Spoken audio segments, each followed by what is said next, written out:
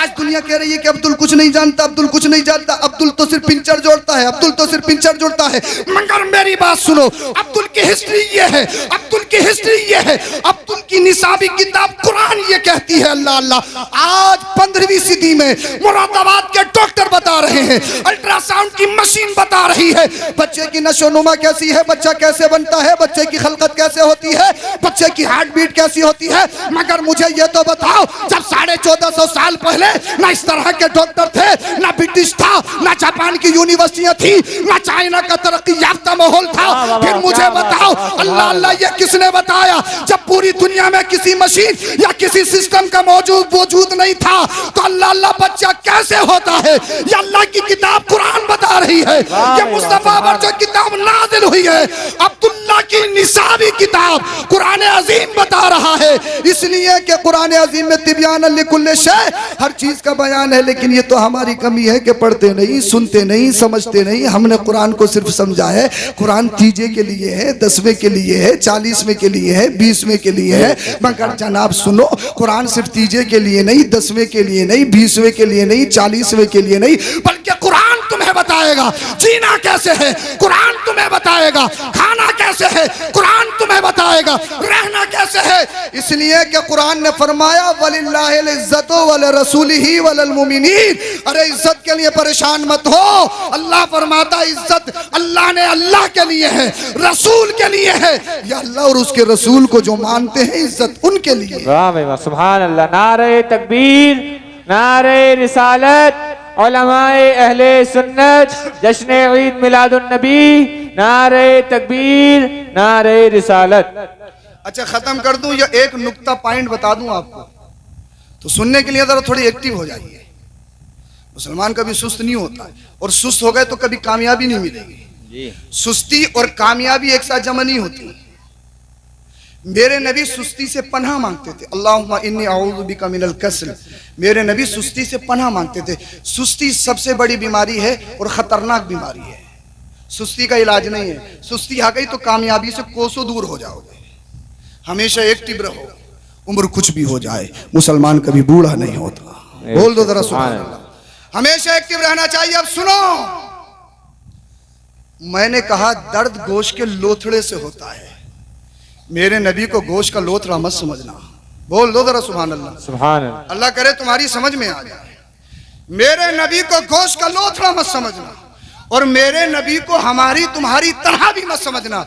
नबी क्या है इसका पता, आओ मेरे साथ बरेली शरीफ चलो, बारगाहे रजा से हम पूछते हैं, ए आला हजरत आप इश्क के इमाम हैं, आपकी शेरो शायरी बड़ी लाजवाब होती है। एक मिसरा कुरान की रोशनी में लिखते हो, दूसरा मिसरा हदीस पाक की रोशनी में लिखते हो। ए आला हजरत ये तो बताएं हम अपने नबी को क्या माने? जब बारगाहे रजा में ये सवाल किया तो तुरबत आला हजरत से आवाज आई, या रसूल अल्लाह तेरी नस्ल पाक में है। बोल दो यार, बोल दो, तेरी नस्ल पाक में है, बच्चा बच्चा नूर का, तू है ने नूर, तेरा सब घराना नूर। मुस्तफा नूर है, और नूर किसी को तकलीफ नहीं देता है, नूर किसी को परेशान नहीं करता। जानते हो नूर किसे कहते हैं? नूर लाइट को कहते हैं, नूर प्रकाश को कहते हैं, नूर रोशनी को कहते हैं। और इसकी दो कैटेगरी है, दो किस्में हैं। एक नूर इंसानी होता है, एक नूर रब्बानी होता है। अगर अल्लाह करे आपकी समझ में आ जाए, समझ में तो आ रही है, बहुत जल्दी अपनी बात खत्म करने वाला हूं जनाब। नूर इंसानी ये है जो ये आपने सिस्टम लगाया जिससे रोशनी हो रही है, इसका कनेक्शन आपके हाथ में। आप चाहो तो इसे मिनट में बंद कर दो, कनेक्शन आपके हाथ में। जनरेटर जैसे ही आप बंद करोगे अंधेरा ही अंधेरा हो जाएगा। इसको कहते हैं नूर इंसानी। इसका कंट्रोल आपके हाथ में, इसका कंट्रोल आपके कब्जे में। मगर जनाब एक नूर ऐसा है जिसका कब्जा, जिसका कंट्रोल आपके हाथ में नहीं है। वो कौन है? वो नूर रब्बानी है। दुनिया में रोशनी क्यों होती है दिन में? बोलो, किसकी वजह से? सूरज की वजह से। किसकी वजह से? अगर शाहपुर या तुम जितने भी हो, अगर किसी में इतनी हिम्मत है तो सूरज की रोशनी खत्म करके दिखाओ। कर सकते हो? चांद रात में रोशनी क्यों देता है? और सितारे अपनी चमक क्यों फैलाते हैं? सुनो, सूरज का कनेक्शन चांद का कनेक्शन सूरज से है। अगर सूरज रोशनी देना छोड़ दे, चांद रोशनी नहीं देगा। और ऐसे ही अगर चांद रोशनी देना छोड़ दे तो सितारे भी रोशनी नहीं देंगे, सिस्टम गड़बड़ा जाएगा। अब मैं आपसे कहूं जनाब सूरज की रोशनी खत्म कर दो, कहोगे नहीं कर सकते। मैं कहूं चांद की रोशनी खत्म कर दो, कहोगे नहीं कर सकते। मैं कहूं सितारों की रोशनी खत्म कर दो, नहीं कर सकते। क्यों? जवाब मिला, ये नूर ऐसा है हमारे हाथ में नहीं, हमारे इख्तियार में नहीं, इसका सिस्टम हमारे कब्जे में नहीं, ये तो अल्लाह का नूर है। बोल दो जरा सुभान अल्लाह। अल्लाह करे तुम्हारी समझ में आ जाए किसका नूर है। नूर इंसानी को खत्म कर सकते हो, मिनट में उसकी लाइट बुझा सकते हो, ऑफ कर सकते हो, मगर जो नूर रब्बानी है जिसको अल्लाह ने नूर बनाकर भेजा है उसे कभी खत्म नहीं कर सकते। जब सूरज की रोशनी खत्म नहीं कर सकते, सितारों की रोशनी खत्म नहीं कर सकते, चांद की रोशनी खत्म नहीं कर सकते। बहुत सारे लोगों ने देखा कि सूरज तो बहुत ताकतवर है, पूरी दुनिया को रोशनी देता है, अल्लाह अल्लाह यही खुदा है, यही खुदा है। लोगों ने उसकी इबादत शुरू कर दी, पूजना शुरू कर दिया। मगर जिसने कलमा पढ़ा, जो नबी का गुलाम बन गया, बोलो सुभान अल्लाह, उसने हिस्ट्री में पढ़ा, हदीस पाक में पढ़ा, दुनिया जिसे कह रही है सूरज बहुत ताकतवर, बहुत पावरफुल है, मगर जब सुना कि मकामे सहवा में हजरत अली के लिए मेरे नबी ने अपनी उंगली के इशारे से डूबे हुए सूरज को वापस बुला लिया। बोल दो, समझे नहीं क्या? समझे नहीं क्या? बोलो बोलो बोलो जरा सुभान अल्लाह। यानी दुनिया जिसे कह रही है कि सूरज बहुत पावरफुल है, वो बहुत पावरफुल है, मगर वो तो मेरे नबी की उंगलियों पे नाच रहा है, नबी की उंगलियों पे घूम रहा है। बरेली का रजा बोला, सूरज उल्टे पांव पलटे, चांद इशारे से हो चांद, अंधे नजरी देख ले कुदरत रसूलुल्लाह की। दुनिया ने कहा कि चांद बहुत पावरफुल है, चांद बहुत पावरफुल है, चांद को अल्लाह अल्लाह रात में रोशनी देता है, रात में रास्ता दिखाता है। मगर जब मुसलमान ने नबी की जिंदगी को पढ़ा, चांद कितना ही पावरफुल है, मगर मेरे नबी पालने में लेटे हैं, जिधर मुस्तफा की उंगली जा रही है आसमान का चांद भी उधर जा रहा है। अल्लाह अल्लाह लोगों ने कहा कि साहब पेड़ पौधे, अल्लाह अल्लाह ये पेड़ पौधे बहुत ताकतवर हैं, फल देते हैं, साया देते हैं, तो यही पावरफुल है, यही शक्ति है। मगर जब मुसलमान ने नबी की जिंदगी को पढ़ा, जो फल देता है, जो साया देता है, वो पेड़ तो मेरे नबी के इशारे पर अपनी जड़ें छोड़कर, अपनी पकड़ छोड़कर नबी के कदमों में आ रहा है। सुभान अल्लाह। मुसलमान समझ गया खुदा न सूरज है, न चांद है, न सितारे हैं, न पेड़, तो फिर खुदा कौन है? मेरे नबी ने फरमाया खुदा तो मैं भी नहीं हूं। या रसूल अल्लाह, फिर खुदा कौन है? जवाब मिला, खुदा वो है जिसने तुझे पैदा किया, जिसने मुझे पैदा किया। खुदा तो वो है जिसने कायनात को पैदा किया। कौन बता रहा है? ये अल्लाह का कुरान बता रहा है। सुभान अल्लाह।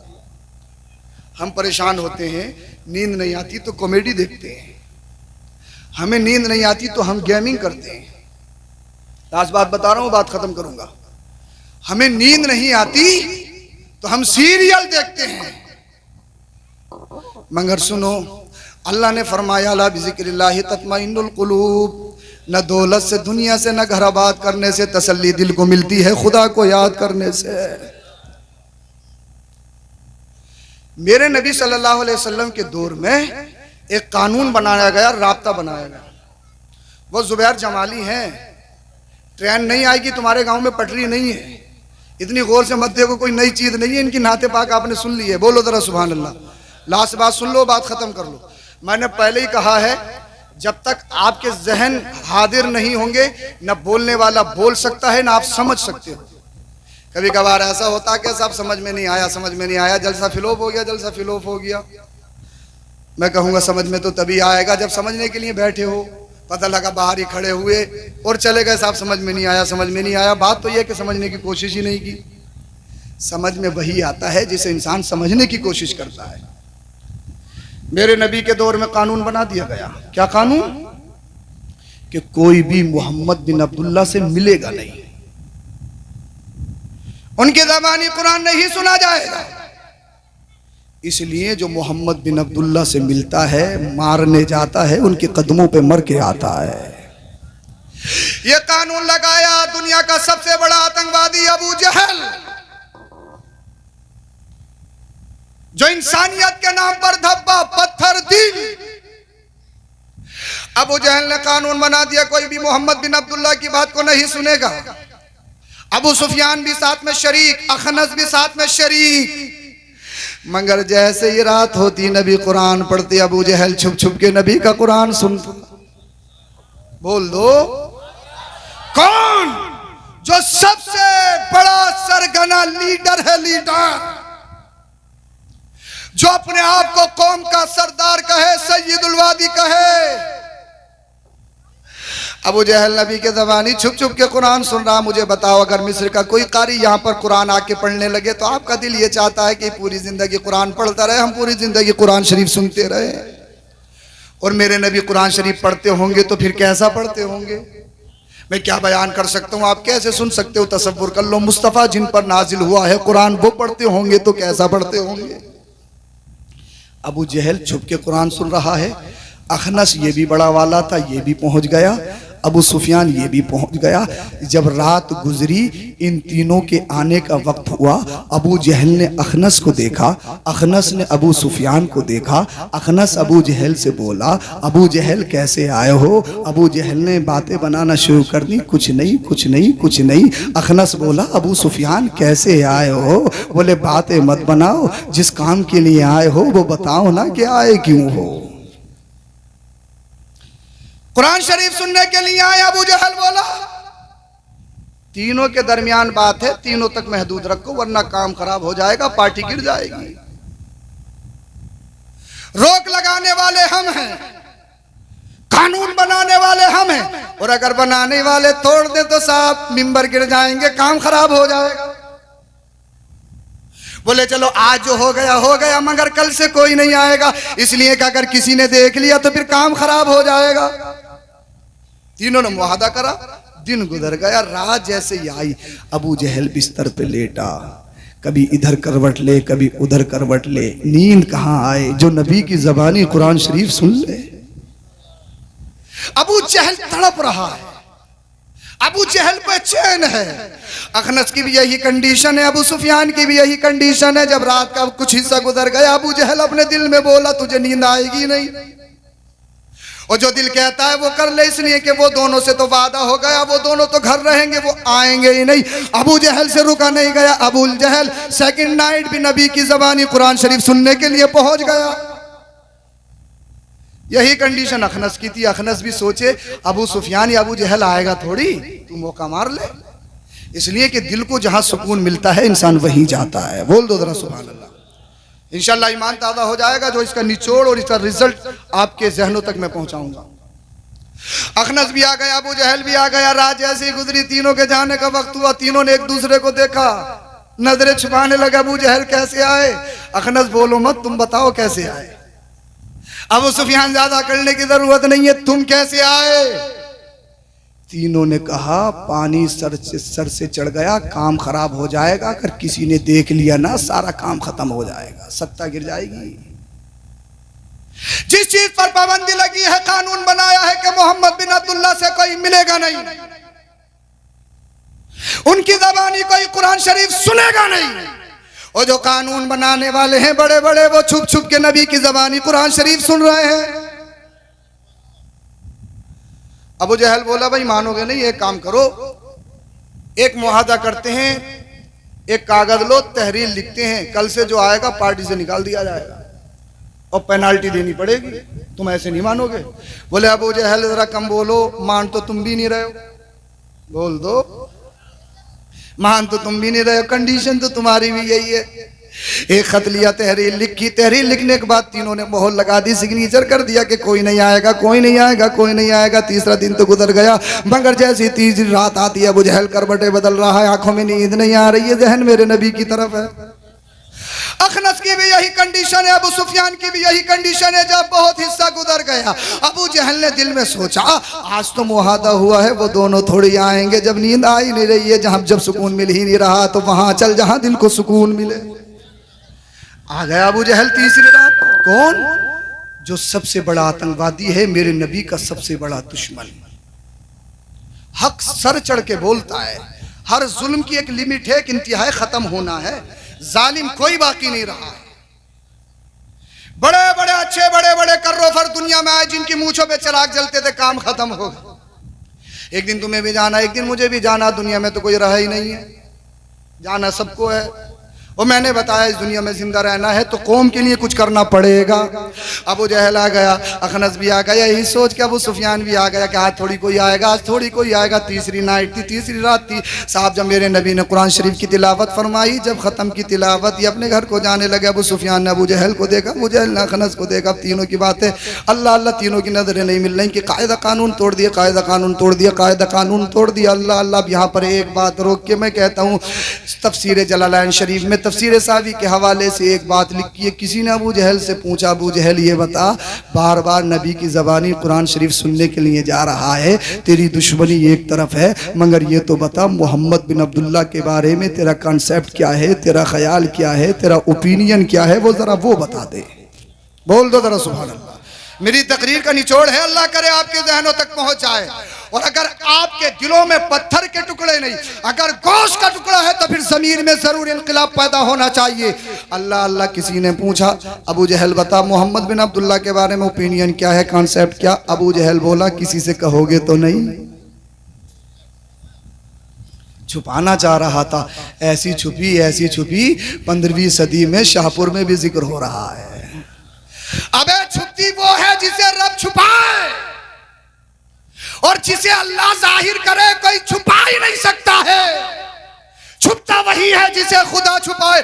अबू जहल बोला, किसी से कहोगे तो नहीं, किसी से बताओगे तो नहीं। सुनने वाले ने कहा, नहीं बताऊंगा, मगर बता तो सही, तेरा दिल क्या कहता है मोहम्मद बिन अब्दुल्ला के बारे में, तेरा ओपिनियन क्या है? अल्लाह अल्लाह। अबू जहल बोला, अल्लाह अल्लाह कहना मत किसी से, मगर मेरा ओपिनियन सुनो, मानू या ना मानू मगर मोहम्मद सच्चे हैं।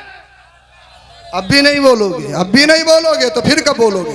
मोहम्मद सच्चे हैं। तो किसी ने कहा, फिर कलमा पढ़ के मुसलमान क्यों नहीं होता, ये अपनी खुराफात छोड़ क्यों नहीं देता है, अल्लाह अल्लाह आतंकवाद से शांति और शांति सुकूनत की तरफ आता क्यों नहीं है? अबू जहल बोला, क्या तुम्हें पता नहीं है मैं अपनी कौम का लीडर हूँ, मैं फुल सत्ता में फुल ताकतवर हूँ, मैं अपनी कौम का बहादुर इंसान हूँ, मैं सैयदुल वादी हूँ। अगर मोहम्मद के दरवाजे पे जाऊंगा गुलाम बनना पड़ेगा, सत्ता पे लात मारनी पड़ेगी, कुर्सी छोड़नी पड़ेगी। अबे मैंने कहा, ये तेरी कमअक्ली थी, ये तेरी बेवकूफी थी। क्या तूने देखा नहीं, हबशा का रहने वाला काली रंगत का बिलाल, जिसे दुनिया गुलाम कहती थी, मगर जिस दिन मुसलमानों ने मेरे नबी ने मक्का फतह किया, दुनिया ने देखा और इरशाद फरमाया, बिलाल मक्की भी मौजूद है, अरबी भी मौजूद है। काबे की छत पे चढ़ कर कोई मक्का का रहने वाला अजान नहीं पड़ेगा। अगर कोई अजान पड़ेगा तो काली रंगत का बिलाल आज अजान पड़ेगा। दुनिया वालों ने देखा कि हजरत बिलाल हबशी काबे की छत पे खड़े, लोग बातें बनाने लगे। अल्लाह हमारी किस्मत में ये दिन भी देखने को रह गया था, गुलाम काली रंगत का हबशी हजरत बिलाल काबे की छत पे खड़ा है। बड़े बड़े गोरे मौजूद हैं। उस टाइम पे गोरों को तरजीह दी जाती थी, उस टाइम पे बरादरी, उस टाइम पे कबीलों में बड़ी तरजीह दी जाती है। हम तो मक्की मौजूद हैं, अरबी मौजूद हैं, एक अजमी काबे की छत पे खड़ा है। बोल दो जरा सुभान अल्लाह।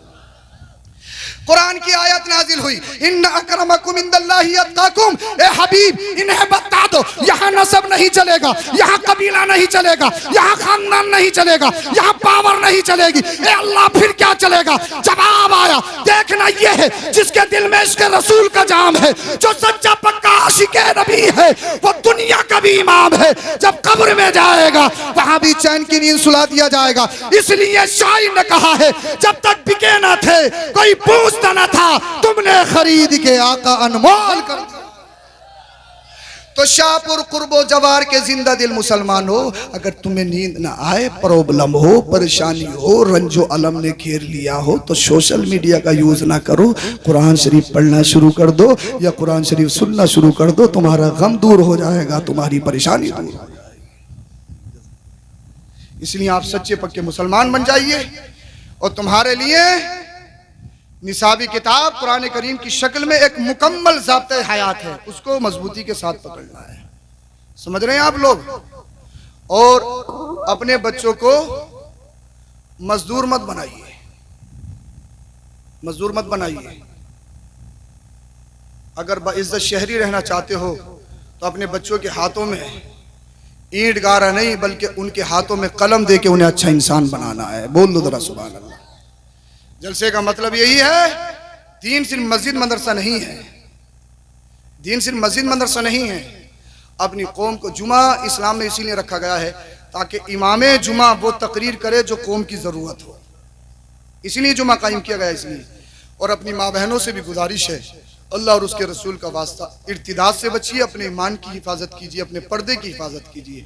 इसलिए तुम्हारा आइडियल वो नहीं है, मुंबई के आवारा माहौल में पलने वाली वो तुम्हारा आइडियल नहीं है। तुम्हारा आइडियल तो मुस्तफ़ा की बेटी हजरत फातिमा ज़हरा है। और इस शान से जियो, तुम्हारा चलना बताए नबी का गुलाम है, खाना बताए नबी का गुलाम है, पीना बताए नबी का गुलाम है। जब इस कंडीशन में दुनिया से जाएगा, दुनिया वाले कहेंगे नेक था, परहेजगार था, मुत्तकी था, अच्छा था, दुनिया से चला गया, अल्लाह अल्लाह। आसमान के फरिश्ते ऐलान करेंगे, आज जो आ रहा है शाहपुर की सरजमी से कोई दुनियादार नहीं आ रहा है, मदीने के ताजदार का गुलाम आ रहा है। और फरिश्ते तुमसे कब्र में सवाल करेंगे, मर रब्बुका मा दीनुका मा कुंत तक़ूलु फी हक़्क़ि हाज़ा रजुल, बता इनके बारे में तेरा क्या ख्याल है, बता ये कौन है।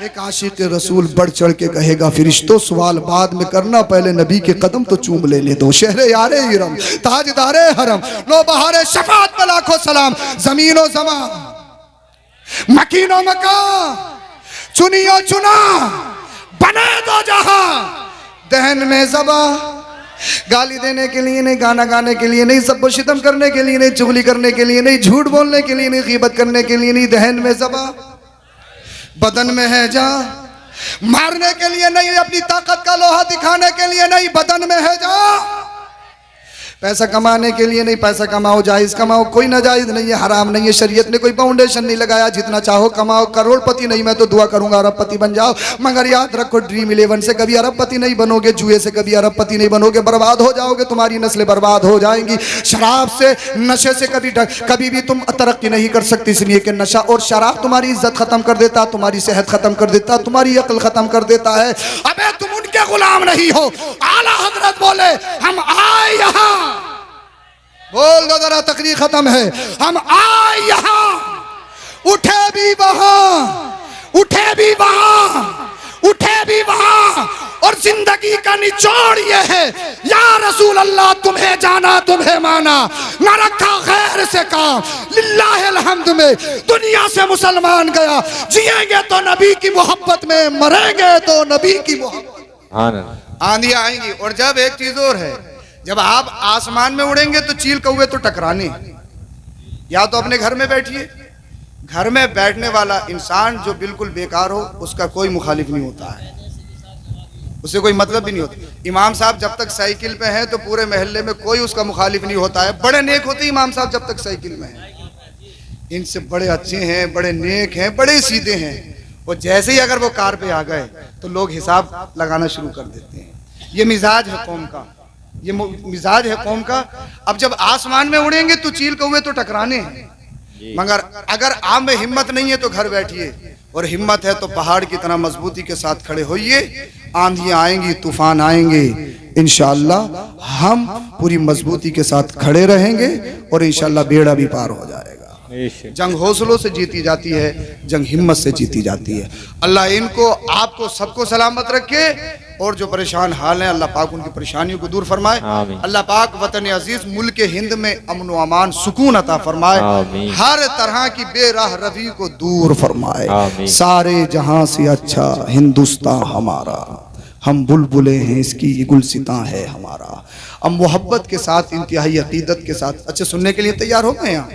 जितनी देर सुनोगे इंशाअल्लाह सुनाऊंगा, फिर सलातो सलाम होगा इंशाअल्लाह। और अल्लाह का करम ये देखिए, कल परमिशन नहीं हुई, आज है, और जो लोग आपके जलसे में आपने मदू किए थे वो सब आ गए, ये बहुत बड़ी बात है जी। कारी साहब की तारीख नहीं मिलती है, सैफुल्लाह सुल्तानी साहब की भी नहीं मिलती है, कारी इकबाल साहब जो पहले बोल के गए वो भी बहुत मसरूफ खतीब हैं।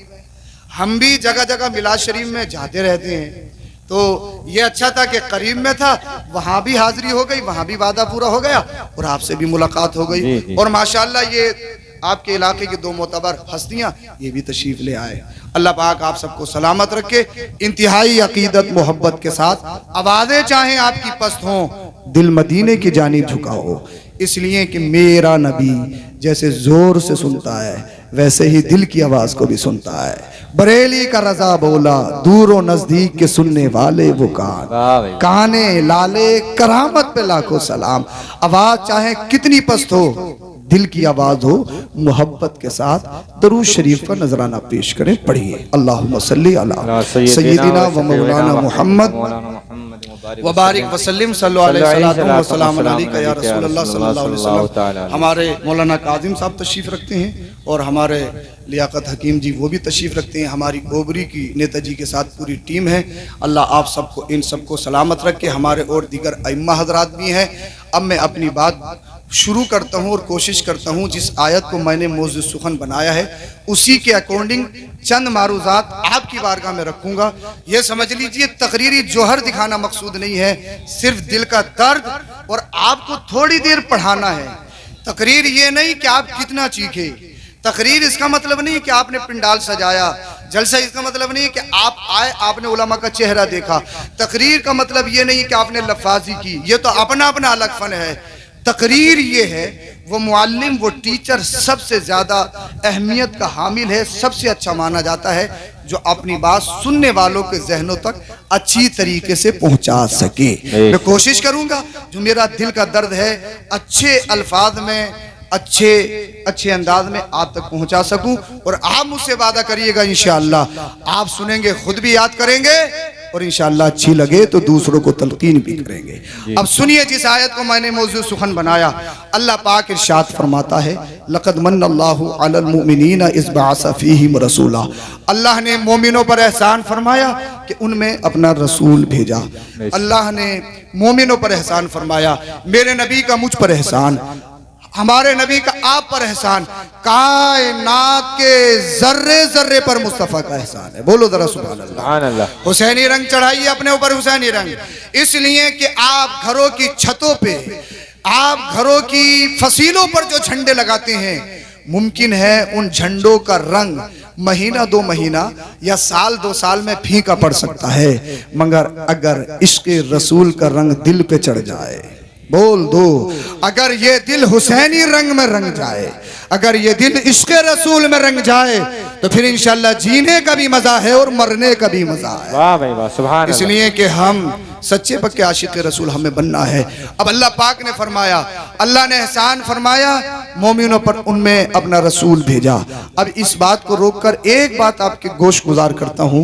मेरी माँ ने मुझे जन्म दिया, मेरी माँ का एहसान, आपकी माओ ने आपको जन्म दिया, आपकी माओ का एहसान, मेरे बाप ने, मैं अपने बाप के वसीले से दुनिया में आया, मेरे बाप का एहसान, आप अपने बाप के वसीले से दुनिया में आए, आपके बाप का आप पर एहसान। जनाब मानो या मत मानो, डॉक्टर हो, इंजीनियर हो, प्रोफेसर हो, अल्लामा हो, फाहमा हो, मुफ्ती वक्त हो, कोई भी हो, हर एक पर उसके माँ बाप का एहसान है या नहीं है? तो बोलो जरा सुभान अल्लाह। इसलिए अल्लाह अल्लाह अगर मेरे माँ बाप नहीं होते मैं दुनिया में आता नहीं, दुनिया में आता नहीं तो पढ़ता कैसे, पढ़ता नहीं तो मेरे लिए सोफा कैसे बिछाते, मैं आपको तकरीर करके कैसे सुनाता, आप मेरी तकरीर कैसे सुनते जब दुनिया में आते ही नहीं। इसलिए मेरा दुनिया में आने का वसीला बने मेरे बाप, आपके दुनिया में आने का वसीला बने आपके माँ बाप, तो मेरे माँ बाप का मुझ पर एहसान, आपके माँ बाप का आप पर एहसान। मगर दुनिया में एक जात ऐसी है उसका कायनात पर एहसान है, उस पर किसी का एहसान नहीं। वो कौन है? जिसकी आमद के जलसे में आप आए हो, वो मदीने वाला मुस्तफा है, वो आमिना का लाल है। कायनात पर मुस्तफा का एहसान है, मुस्तफा पर किसी का एहसान नहीं। न उनके वालिद हजरत अब्दुल्ला का एहसान है, न उनकी वालदा हजरत आमिना का एहसान है। बोलो जरा सुभान अल्लाह। अब मेरी बात सुनिएगा आप, एहसान बाप का इसलिए होता है कि बाप बच्चे पर एक एहसान करता है, बाप ये करता है बच्चे की परवरिश करता है, रिक्शा चलाए, मजदूरी करे, फैक्ट्री में काम करे, कुछ भी करे, चोरी करे, डकैती डाले, मगर बाप ये चाहता है मेरे बच्चे के हाथ में कलम आ जाए, पढ़ लिख कर अच्छा इंसान बने। आप ये मत समझना सैयद साहब चोरी डकैती को प्रमोट करके चले गए, साहब चोरी चोरी चोरी है, डकैती डकैती है, चाहे बच्चों के लिए करो चाहे माँ बाप के लिए करो। कुरान तो कहता फक़्तऊ अयदियहुमा, जो चोरी करे उसके हाथ काटे जाएं। कुरान के फैसले और शरीयत के फैसले तो अल्लाह अल्लाह जो जुल्म है उसके खिलाफ बहुत खतरनाक है। अब चोरी चोरी है, डकैती डकैती है। मेरे बताने का मतलब यह है, बाप चाहे कुछ भी हो, लेकिन बाप चाहता है मेरा बच्चा पढ़ लिख कर अच्छा इंसान बन जाए, काबिल बने, नेक बने। कोई भी नहीं चाहता है कि मेरा बच्चा बिगड़े, इसलिए कि बाप बच्चे पर एहसान करता है, बच्चे की परवरिश करता है। मगर जनाब बच्चे पर माँ दो एहसान करती है। पहला एहसान तो यह है कि बच्चे की परवरिश करती है, उसका ख्याल रखती है। दूसरा सबसे बड़ा एहसान माँ का यह है कि माँ बच्चे को जन्म देती है। बोल दो जरा सुभान अल्लाह। माँ क्या करती है बच्चे को? अच्छा सही लग रहा है? बस 2-3 मिनट और बर्दाश्त कर लो, अगर सही नहीं लगे तो आप चले जाना, बस मुझे तमहीद मानने दो। बोलो दरअसल सुभान अल्लाह। सुभान अल्लाह। माँ बच्चे पर दो एहसान। फर्स्ट एहसान ये है कि बच्चे की परवरिश करती है, बच्चे को पालती है। कैसे? अगर ये काम आपको आसान लग रहा है तो फिर मेरी ज़बानी सुनिए। शाहपुर की सरजमी पर जो सबसे ज्यादा स्ट्रॉन्ग, ताकतवर हो, सबसे ज्यादा मजबूत हो, अगर वो ये समझे कि बच्चे की परवरिश करना या बच्चे को जन्म देना आसान है, उसको एक मशवरा दूंगा। सिर्फ 3 किलो का पत्थर या 3 किलो की ईंट अपने पेट से बांधे, सिर्फ 1 हफ्ता रहना है। खाना भी है, पीना भी है, सोना भी है, चलना भी है, फिरना भी है। अल्लाह अल्लाह कितना ही मजबूत इंसान हो, उसका सीना 42 का नहीं 46 का, 46 का हो, 50 का हो, 1 हफ्ता 3 किलो का पत्थर अपने शिकम पे, पेट पे बांध कर रह नहीं सकता है। अल्लाह ने ये ताकत, ये मजबूती, ये हिम्मत, ये हौसला माँ को दिया है।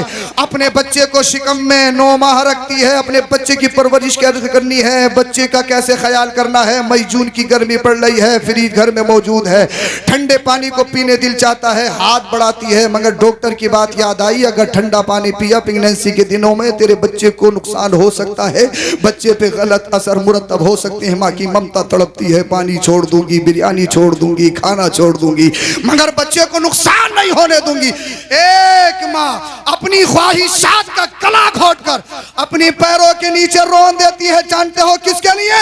अपनी औलाद के लिए, अपने बच्चे के लिए। अल्लाह अल्लाह। और सबसे मुश्किल काम बच्चे को जन्म देना है। बहुत सारी माएं इस दुनिया को छोड़कर चली जाती हैं। कितनी माओं ने अपने बच्चों के चेहरे नहीं देखे, कितने बच्चों ने अपनी माओं के चेहरे नहीं देखे। शरीयत कहती है वो शहीदा है। अल्लाह अल्लाह।